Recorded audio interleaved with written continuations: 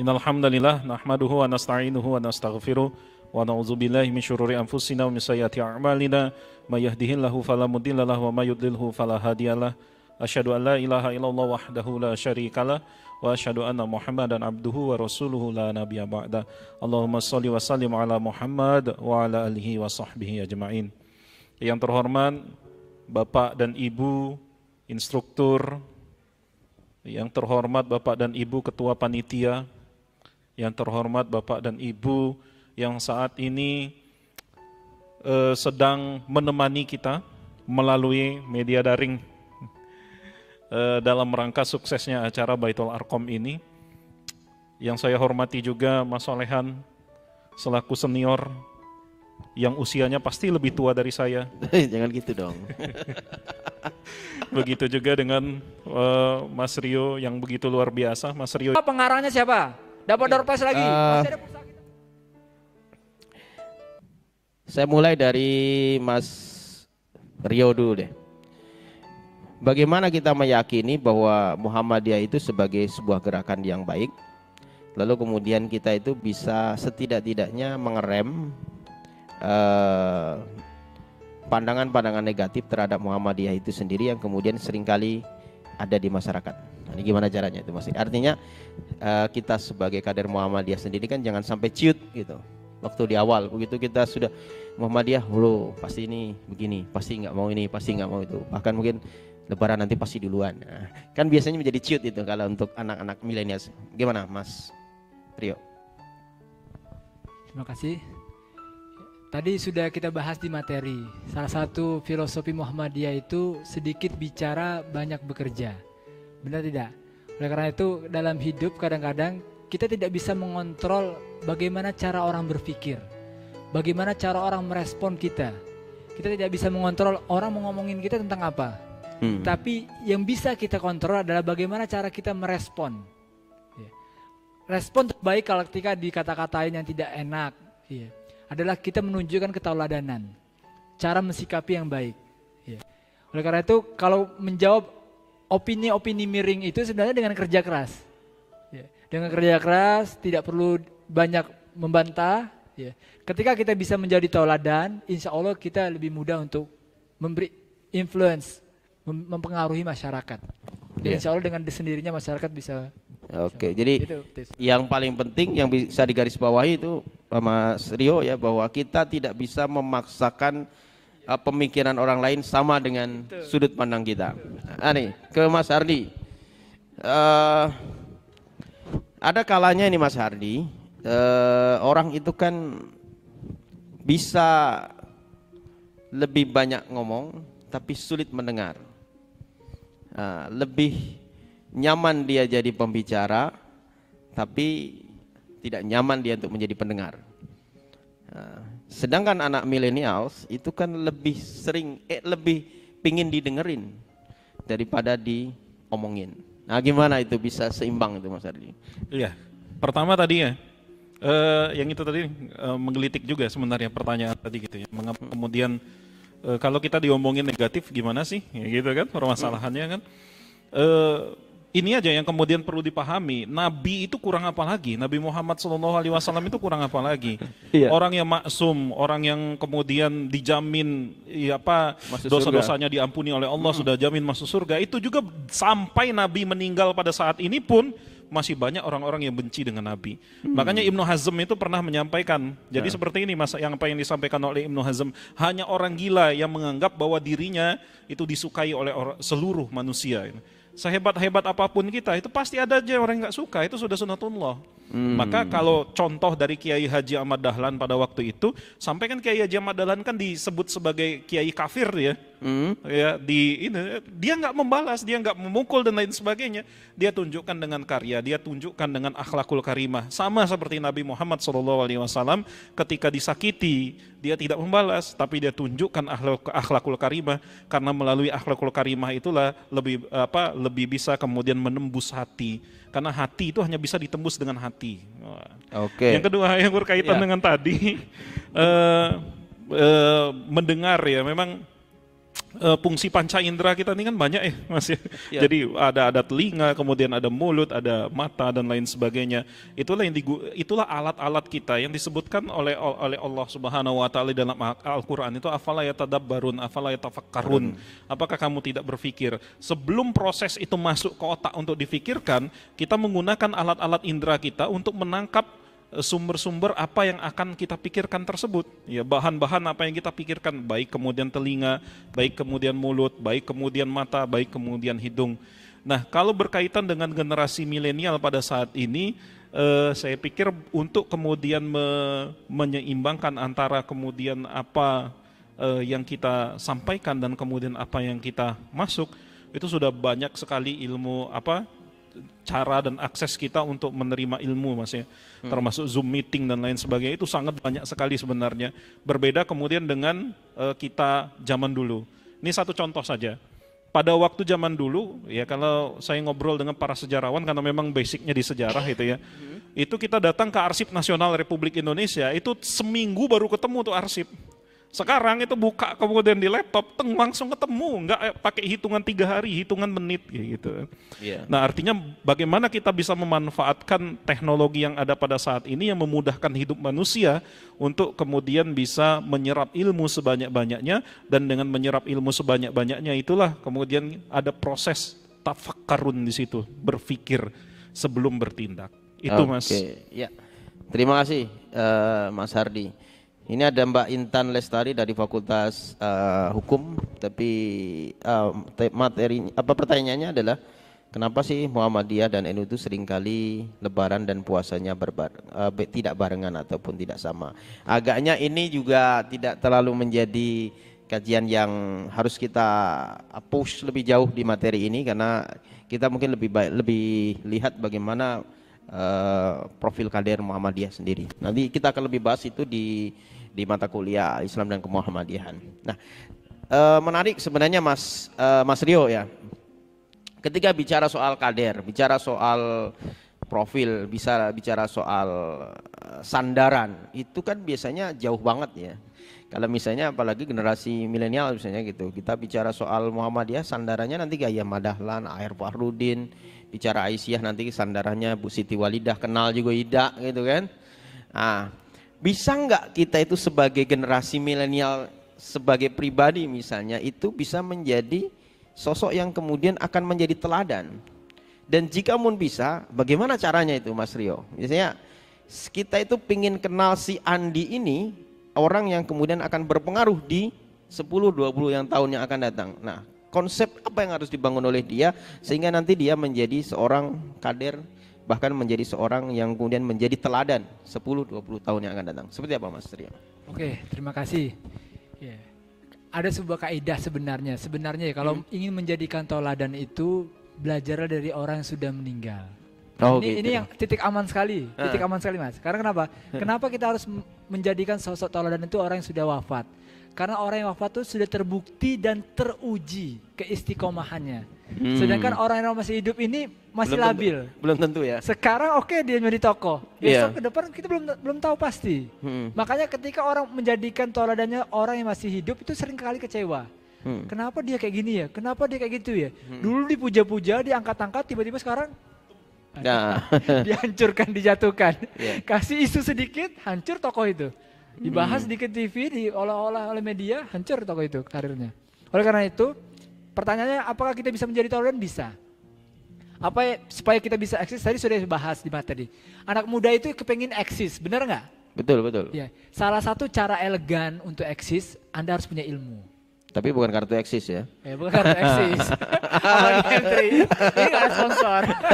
Sponsor nanti. Ya. Harus punya ilmu, punya semangat spirit untuk belajar.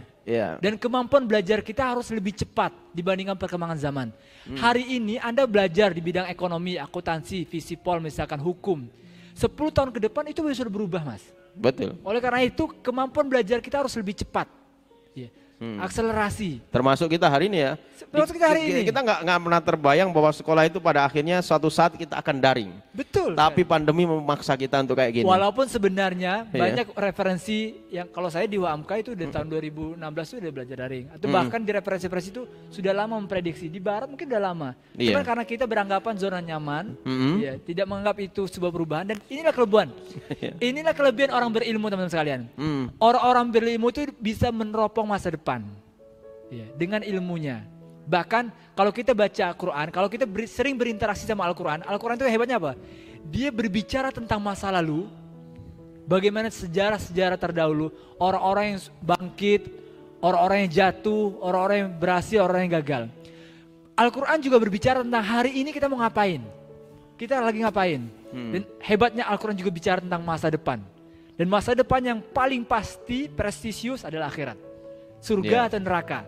Tidak ada hal yang lebih menggiurkan dibanding surga atau neraka. Atau masa depan bertemu dengan Allah Subhanahu Wa Taala. Kalau kita ingin menjadi pemimpin, menjadi teladan, tentu tools atau alat bantu utama kita yang menjadi panduan kita adalah Al-Quran dan Sunnah Rasulullah SAW. Ya. Bagaimana itu menjadi guidance, menjadi pedoman kalau kita ingin menjadi teladan. Menjadi teladan artinya apa yang kita ilmu yang kita miliki harus bisa kita amalkan. Teman-teman sekalian, kalau kita punya ilmu banyak, tidak kita amalkan, itu kadang-kadang kita dicemooh orang, kadang-kadang. Bahkan kata Kiai Ahmad Dahlan tadi, orang yang punya ulama yang tidak mengamalkan ilmu itu orang yang kebingungan. Ya. Orang yang mengalami kebingungan, tidak tahu arah. Oleh karena itu teman-teman sekalian, kalau kita ingin menjadi teladan 10 atau 20 tahun ke depan, buatlah perencanaan dari sekarang. Saya ingin memberikan kisah sedikit, Mas. Ada Harvard Business School itu memberikan sebuah riset. Ditanya pada respondennya itu, siapa yang memiliki impian? Siapa yang memiliki impian? Ternyata 84% tidak memiliki impian, tidak mempunyai arah tujuan yang jelas dalam hidupnya. Harvard Business School itu ya, Harvard Business School. Kemarin waktu ospek saya udah survei kecil-kecilan, saya tanya, siapa di ruangan ini yang ingin tamat 4 tahun lebih? Angkat tangan. Oh, banyak angkat tangan. Siapa yang sudah tahu setelah tamat mau jadi apa? Malah lebih sedikit. Ini 84%. Ternyata 13% memiliki impian tapi tidak tertulis. Dan hanya 3% yang punya impian spesifik dan tertulis. Ya. Ke depan ternyata orang-orang yang diteliti ini, orang-orang yang punya impian tapi tidak tertulis, jauh lebih sukses 2 kali lipat dibanding orang yang tidak punya impian. Dan orang yang punya impian spesifik dan tertulis mempunyai 10 kali lebih sukses dalam hal penghasilannya dibanding orang tidak punya. Artinya apa? Perlu perencanaan. Kita mau kemana? Kalau saya pribadi sebenarnya Mas, saya punya proposal hidup sejak mahasiswa. 20 tahun ke depan, saya mau belajar apa, ketemu siapa, bersama dengan siapa, skill apa yang harus saya pelajari. Artinya saya punya kurikulum pribadi di samping kurikulum yang ditetapkan oleh perguruan tinggi. Ya, ini sebelum Pak Nadiem mencanangkan kurikulum Kampus Merdeka. Saya sudah punya kurikulum pribadi. Saya mau belajar apa, ikut, bahkan waktu kuliah, saya lebih sering ikut seminar, pelatihan-pelatihan di luar kegiatan akademik. Ya. Saya dulu cerita sedikit, ya, ketika mahasiswa IPK sempat 4, tapi saya sadar IPK itu bukanlah jawaban segala-galanya. Kalau mau jadi pemimpin tidak cukup hanya IPK cerdas. Walaupun pada akhirnya saya lulus dengan cukup memuaskan ya 3,52. Ya. Tapi intinya pemimpin masa depan itu tidak hanya butuh satu skill, tapi dia butuh berbagai skill untuk menyelesaikan problematika umat yang sangat kompleks ini. Mungkin itu. Iya. Artinya memang satu, kita harus punya planning dalam kehidupan, dan kita harus punya mimpi, Mas Rio ya. Bermimpi itu masih gratis ya. Jadi jangan tidak pernah berani bermimpi. Tidak berani bermimpi ya otomatis agaknya kehidupannya makin tidak terarah. Ini salah satu bukunya itu Semua Orang Berhak Sukses ya. Dan itu sudah menembus angka di skala nasional. Jadi kalau teman-teman tadi mungkin belum sempat berkenalan dengan Bang Rio, mudah-mudahan informasi ini berharga. Boleh nanti sharing tentang Bang Rio karena istrinya juga seorang psikolog. Ya, sharing ya. Tapi saya sarankan nggak gratis. Oke, saya ke Mas Hardi ini. Ini cukup cukup terarah pertanyaan ini. Ini ada Nur Aisyah. Ini dari pendidikan biologi. Agaknya lebih ke literasi nih Mas Hardi. Saya mungkin bisa simpulkan pertanyaannya begini Mas Hardi, bahasa yang lebih mudahnya. kita ini kan seringkali bertemu dengan banyak sumber bacaan, apakah itu dari buku, pendapat, kalangan, ataupun juga dari galeri yang lainnya, atau mungkin sekarang mungkin lebih banyak YouTube. Nah, persoalannya ketika kita berhadapan dengan YouTube sekian banyak itu, satu hukum perbuatan tertentu atau amaliyah itu diberikan definisi hukum yang beragam.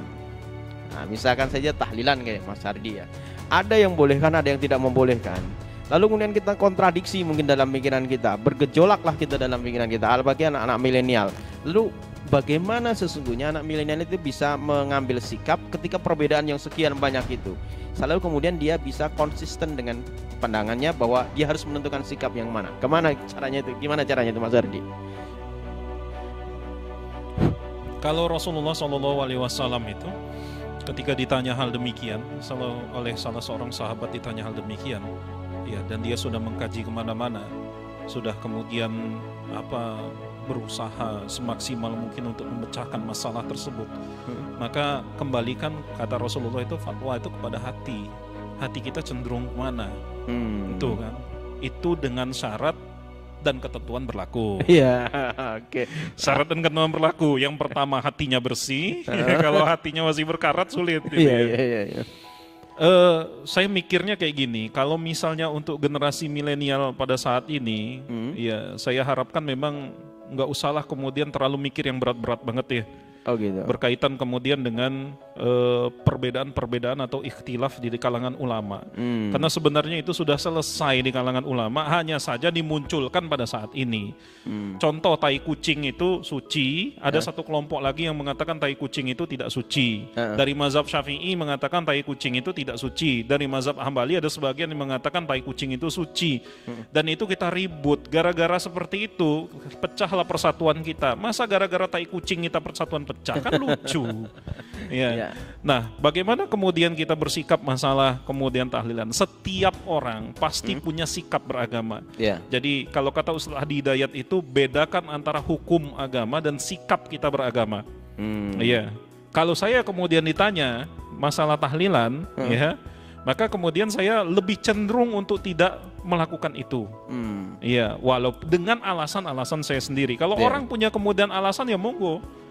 Ya, tapi ketika kemudian saya diundang tahlilan untuk ikut tahlilan, kalau itu sikap saya sendiri ya, saya coba kemudian untuk hadir dalam tahlilan tersebut, walaupun dengan syarat dan ketentuan yang berlaku tadi. Iya. Oke. Nah, kenapa ini penting? Karena gara-gara perdebatan-perdebatan yang kemudian sebenarnya sudah selesai itu, akhirnya kehidupan beragama kita itu mau tidak mau penuh dengan gejolak. Nah, sekarang gini Mas, kita perluas saja. Orang kemudian ketika sudah menganggap dirinya hijrah, dia seolah-olah menutup dirinya untuk tersenyum manis dengan seseorang, dengan semua orang yang dikenal. Ketika dia sudah menganggap dirinya hijrah, dia kenal kemudian dengan agama, dia tidak mau lagi mungkin kemudian untuk salaman dengan bapak yang ada di sebelah rumahnya, karena menganggap bapak itu pelaku bid'ah dan lain sebagainya. Jadi berkaitan dengan itu, saya pikir memang kalau misalnya mau mendalami sangat banyak sekali, dan kita akan kehabisan waktu lah untuk menghabiskan masalah itu gitu ya. Berkaitan dengan masalah, jangankan masalah itu, masalah usoli aja ya. Kalau di dalam Muhammadiyah udah jelas ya, ya tidak menggunakan usoli. Tapi kalau misalnya ada juga kemudian di kitab dalam kitab fikih, Syarah Al-Muhazzab dan lain sebagainya yang mengatakan masalah tersebut. Ada juga pendapat Imam Nawawi dan lain sebagainya. Kalau kita ngomongin masalah itu pasti pusing lah gitu ya. Yang jelas bagaimana kemudian kita sekarang menikmati saja produk-produk fikih yang sudah dikeluarkan oleh ulama kita. Kecuali pada saat ini kita adalah orang yang benar-benar konsen berilmu dalam mempelajari perbandingan mazhab. Nah, masalah kemudian perbandingan mazhab itu pun itu jadi catatan, salah satunya catatan yang bagus itu Ustadz Ahmad Sarwat LC. Beliau mengatakan seperti ini, belajar usul fikih aja sampai botak kita sudah berani kemudian perbandingan fikih. Pusing kita. Jadikanlah itu urusan bapak-bapak kita, ayahanda-ayahanda kita itu ditarjih saja lah. Oke, saya persempit pertanyaan ini agar lebih mengerucut pada pertanyaan adik-adik maba kita ini Mas Hardi. Jadi ada kalanya nanti ketika dia waktu SMA mungkin agak kurang luas cakupannya untuk belajar lah, begitu dia masuk kuliah kan banyak sekali referensi-referensi yang didapat. Nah, ketika referensi yang begitu banyak tadi justru kemudian kontradiksi di pikiran dia dan dia tidak bisa mengambil kesimpulan, bagaimana caranya dia bisa mengambil kesimpulan dan kemudian mampu meyakinkan bahwa pilihannya itu benar. Artinya misalnya begini, banyak sekali referensi-referensi yang dia baca, lalu kemudian saya ini harus mesti kemana nih? Dan dia betul-betul bingung. Pada akhirnya mungkin orang akan bilang ya RSC. Contohnya siapa tadi? Hah? Contohnya tadi ya tahlilan tadi. Iya, misalnya kayak gitu. Jadi gimana itu Mas Hardi? Agar nanti pada akhirnya dia bisa mengambil sikap dan dia yakin bahwa sikap ini sebenarnya benar. Gitu. Kalau memang kemudian tidak bisa ngambil kesimpulan, ngapain dibaca? Gitu ya. Permasalahannya itu, stop baca, tutup, selesai permasalahan. Kalau nggak bisa ngambil kesimpulan, iya kan? iya. Ngapain kita merepotkan diri kepada sesuatu yang itu tidak mampu kita lakukan? Udah tutup, gitu. Itu aja, silakan ditutup, selesai permasalahan itu. Gitu. Iya, jadi Kalau memang ingin kemudian secara jelas dan lain sebagainya, ditanya dengan orang sedunia pun itu tidak akan pernah puas jawaban itu. Makanya kembali kepada ke hati, bagaimana hati kita cenderungnya kemana dan lain sebagainya. Ini satu contoh mungkin ya. Mungkin banyak juga kemudian mohon maaf ayahanda, bunda, kakanda dan lain sebagainya di sini saya sampaikan. Ini bermasalahan masalah tahlilan Mas. ya. Saya baca hasil penelitian Mas Najib Burhani di Muhammadiyah Jawa pada saat ayah Kiai Haji Ahmad Dahlan itu meninggal, itu dilaksanakan loh tahlilan di rumahnya. Dan Kiai Haji Ahmad Dahlan menyuruh itu, tetapi dia tidak hadir. Dia tidak hadir. Dan dia menyatakan bahwa sikap saya seperti ini, mohon maaf Pak, saya tidak hadir. Tapi kalau mau tahlilan ya monggo-monggo, silakanlah. Demikian luasnya Kiai Haji Ahmad Dahlan itu berkaitan dengan masalah fikih. Sehingga apa? Sehingga kalau misalnya terkait dengan hukum fikih dan lain sebagainya, tentu Muhammadiyah tidak akan bisa sebesar ini dalam beramal kayak gitu Mas. Oke. Ya. Kita sudah hampir di akhir. Saya ucapkan terima kasih nih, ada Mas Visi Yurgo dari prodi apa ini ya. Kemudian juga ada Mbak Elga dari prodi PPKN, ada juga Nurholis dari prodi Ilmu Komunikasi, dan banyak sekali pertanyaan-pertanyaan yang saya coba rangkum dengan semaksimal mungkin agar kemudian waktu cukup dan kemudian kita bisa menyimpulkan bersama. Kita ke konklusi aja, Mas Ardi dan juga Mas Rio. Jadi pembahasan kita cukup panjang tadi, bicara soal bagaimana Muhammadiyah dalam gerakan amal dan ilmu, lalu kemudian kita tarik sedemikian ke ruang kekinian, ke anak-anak milenial dan terutama sebagai mahasiswa baru Universitas Muhammadiyah Bengkulu, apa sikap yang harus diambil sehingga nanti dia mampu mengambil sikap dan kemudian menjadi seorang pribadi yang kemudian mampu juga berkontribusi dalam amal dan gerakan Muhammadiyah itu sendiri. Apa Mas? Bismillahirrahmanirrahim. Teman-teman sekalian, yang pertama tadi saya tekankan bahwa penting di awal kita menetapkan tujuan kita mau jadi apa. Setiap orang itu punya potensinya masing-masing. Apa yang saya miliki, kelebihan saya mungkin tidak sama dengan apa yang dimiliki oleh Bang Hardi atau Mas Solehan. Setiap orang punya zona kekuatannya masing-masing. Oleh karena itu kalau kita menemukan itu, kita harus berpacu di bidang itu. Tadi terkait tentang kita full informasi kan. Kenapa kita bisa full overload of informasi? Karena kita tidak menetapkan tujuan kita mau jadi apa. Buku di dunia ini sangat banyak. Yang mana kita harus baca? Kita harus baca sesuai dengan tujuan kita. Kita mau jadi apa? Kalau kita misalkan tujuan menjadi sejarawan, kita membaca banyak hal. Kalau kita menjadi misalkan politikus, kita membaca buku tentang strategi politik, kepemimpinan, leadership, public speaking dan sebagainya. Kalau kita mau jadi bidang pengusaha, kita harus baca buku referensi sesuai itu. Sehingga pikiran kita menjadi terarah. Orang-orang yang memiliki arah tujuan masa depannya, kadang-kadang dia kebingungan. Ilmu ini kalau bahasa mudanya teman-teman, kenapa ilmu itu harus punya amal dan amal harus ilmiah? Ilmu itu ibarat arah, kita tahu arahnya kemana. Amal itu supaya kita bergerak menuju arah tersebut. Ya, paham ya kalau bahasa sederhananya? Kalau kita menyetir motor nih, kalau saya kasih analogi nyetir motor, sebelum kita pakai motor, sebelum kita pakai mobil, kita tahu kita mau kemana. Saya tanya Mas, kalau orang naik angkot, siapa yang suka naik angkot di sini? Ada nggak orang naik angkot yang tidak tahu tujuan? Saya tanya. Hampir nggak ada. Pasti naik angkot, Pak ke Panorama bisa. Dia langsung menetapkan tujuannya. Pak ke Kampung Bali, Pak ke Rawa Ember nggak? Tapi ada nggak orang yang naik motor, naik mobil, tidak tahu arahnya? Mau kemana? Nggak tahu, jalan-jalan aja. Yang penting naik dulu ya.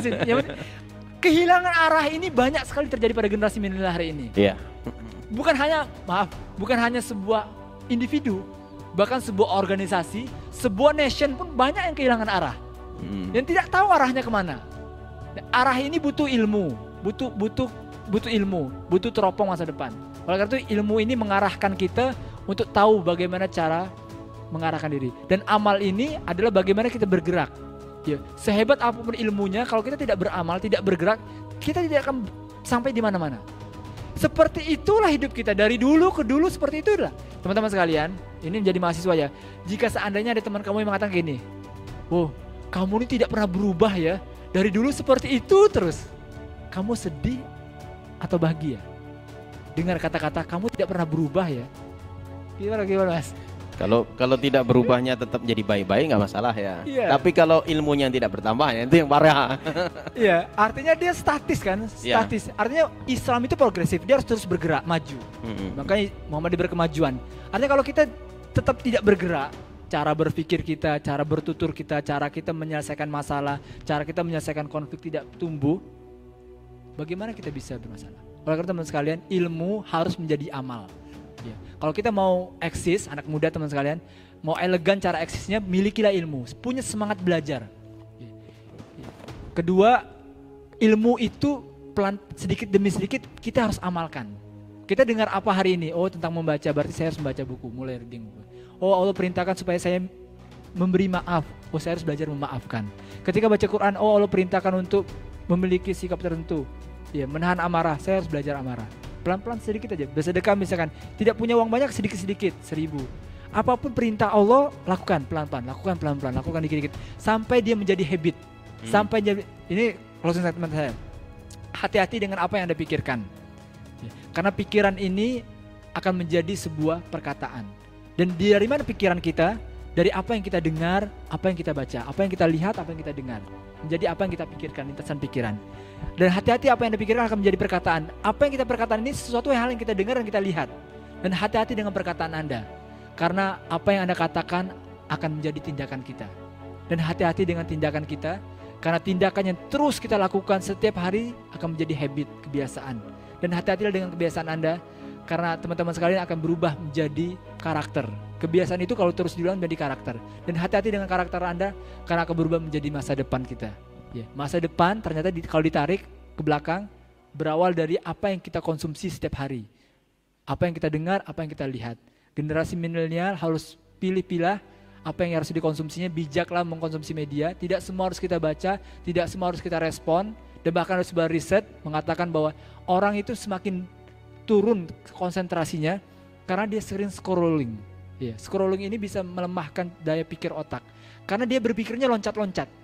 Loncat ke sini. Memang dia cerdas, tapi dia tidak bisa berpikir deep, tidak bisa berpikir lebih mendalam. Dan tidak bisa menyelesaikan permasalahannya. Coba lihat anak sekarang. Dikasih masalah sedikit aja udah cemas, grogi, kacau. Ilmu amalia mengajarkan kita untuk pandai-pandai untuk belajar, sediakan waktu untuk belajar dan beramalah, dan amal sekali lagi harus berdasarkan ilmu. Kalau bekerja, belajar, melakukan sesuatu, ilmunya apa? Orang gagal itu terdiri dari dua, satu punya ilmu tidak beramal, atau beramal tanpa ilmu. Dan orang mau, kalau itu kita mau berhasil sukses harus punya ilmu dan harus punya beramal. Mungkin cukup sekian. Oke. Mas Hardi, closing statementnya mungkin singkat Mas Hardi. Iya.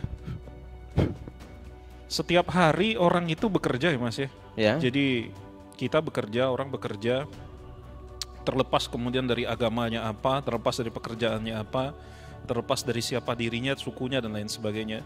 Tapi yang membedakan kerja kita itu adalah dengan bismillah. Jadi ketika kita mengucapkan bismillah, maka disitulah letak perbedaan kita dengan pekerjaan orang lain. Ketika kemudian kita mengucapkan bismillah, maka pada waktu itu semua hal-hal yang berkaitan dengan kerja kita, berkaitan kemudian dengan belajar kita, berkaitan dengan usaha kita, di situ dinilai ibadah dengan Allah Subhanahu wa taala. Tapi kalau misalnya tidak disertakan dengan bismillah, artinya niatnya sudah nggak baik ataupun tanpa niat apapun, sehingga apa? Sehingga kerja kita, belajar kita dan lain sebagainya, maka itu tidak diniatkan ataupun tidak dihitung ibadah pada Allah Subhanahu wa taala.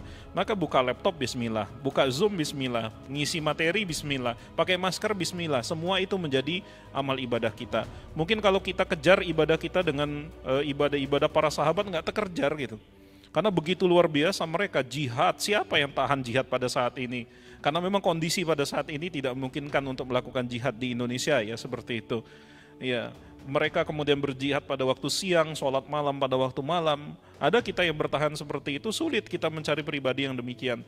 Tapi dengan bekerja kita niatkan kepada Allah Subhanahu wa taala, maka mudah-mudahan niat tersebut menjadi sesuatu yang dinilai ibadah kepada Allah Subhanahu wa taala, dan inilah yang kemudian menjadi batu pijakan dan pondasi dari Muhammadiyah, yaitu memulai suatu usaha, memulai suatu ilmu, memulai suatu amal dengan bismillah. Kalau tafsir bismillah panjang nanti. Oke, terima kasih Ya, Mas terima Hardi kasih. dan Bang Rio. Pada akhirnya manusia itu pada prinsipnya akan dikenal dengan satu disiplin ilmu. Thomas Alva Edison itu pada akhirnya dikenal hanya sebagai penemu lampu. Dan dia tidak memiliki kecakapan ataupun kecakapan yang lain, dia tidak akan terlalu jauh dikenal oleh publik. Yang dikenal publik hanyalah seorang Thomas Alva Edison adalah penemu bola lampu. C. Martoni itu dikenal orang hanya sebagai penemu radio. Padahal mungkin secara disiplin ilmu dia mungkin banyak menguasai hal-hal yang lain. Pada akhirnya manusia itu akan mengerucut pada satu bidang ilmu. Jadi ketika mahasiswa, adik-adik semua yang hari ini baru masuk ke Universitas Muhammadiyah Bengkulu berharap untuk menguasai semua disiplin ilmu, rasanya sesuatu yang tidak mungkin. Tapi kemudian kalau kita berani mengerucutkan diri sendiri, soal apakah sesuai dengan jurusan yang kita ambil, tapi yang terpenting adalah sesuai dengan passion kita. Karena orang akan mengenal kita itu sesungguhnya dari mana kemampuan kita itu berangkat, dan kemudian bagaimana kita memiliki kecakapan soal dan kompetensi soal itu. Nabi Allah Muhammad SAW itu punya dua gelar yang mungkin sangat fenomenal. Yang pertama Al-Amin, yang kedua Abdan Syakuro. Sesungguhnya cuma dua itu yang kemudian diinginkan oleh Rasulullah. Satu, dia orang yang jujur, dan yang kedua adalah orang yang pandai bersyukur. Padahal totalitas pergerakan Nabi SAW itu tidak mungkin bisa kita ceritakan semuanya. Tapi ternyata beliau hanya ingin dikenal dengan dua istilah itu, Al-Amin dan Abdan Syakuro. Lalu bagaimana dengan mahasiswa baru? Semuanya Anda lah yang menentukan. Pertama tadi niatnya, kemudian harus punya dream, punya mimpi, lalu kemudian bagaimana mimpi itu bisa diterjemahkan dalam kehidupan sehari-hari. Terima kasih Mas Rio, Mas Hardi. Mudah-mudahan ini bisa menjadi satu referensi bagi kita. Referensi kader saya pikir sangat baik. Tapi yang menarik pernyataan Mas Rio tadi, kalau mau menasbihkan menjadi seorang kader yang terbaik, tasbihkan kepada mereka yang sudah meninggal, karena sudah tutup cerita dan pasti ceritanya yang baik-baik. Kalau kita yang masih hidup, apalagi seumuran kita, Mas Hardi, Mas Rio dan seterusnya, kita nggak tahu apakah ketika nanti 10, 20 atau mungkin 5 tahun yang ke depan kita menjadi apa. Wallahu a'lam bishawab. Mudah-mudahan itu menjadi satu referensi bagi kita bersama, dan adik-adik saya yakin dan percaya sudah punya cita-cita tersendiri, sudah punya bayangan sendiri. Bangun mimpi itu menjadi satu kenyataan, dan kemudian jadikan Universitas Muhammadiyah Bengkulu sebagai kawah candra di muka untuk mengambil semua ilmu, dan juga prinsipnya adalah menjaga keimanan dan ketakwaan. Terima kasih, mudah-mudahan bermanfaat. Kita akhiri sesi ini dengan mengucapkan lafaz alhamdulillah, alhamdulillahirabbil alamin. Bila bisa fastabiqul khairat. Assalamualaikum warahmatullahi wabarakatuh.